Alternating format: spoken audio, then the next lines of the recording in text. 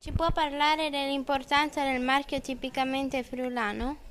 Ma allora, il marchio tipicamente friulano è un marchio che nasce da un paio d'anni all'interno della Direzione Regionale dell'Agricoltura e serve a identificare tutte quelle produzioni che vengono fatte nella regione Friuli Venezia Giulia, sia dal punto di vista agroalimentare, sia dal punto di vista di iniziative promozionali che vanno a reclamizzare il prodotto agricolo e agroalimentare regionale.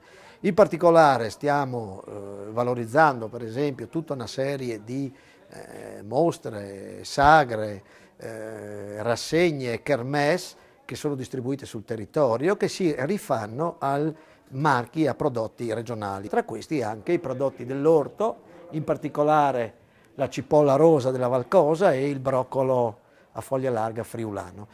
Servono a valorizzare queste produzioni, a farle conoscere e a porci sopra il marchietto con il nostro aquilotto, che è il simbolo del Friuli, l'aquila, e con un grande cuore, che è il cuore del Friuli, il cuore dei prodotti nostri agroalimentari.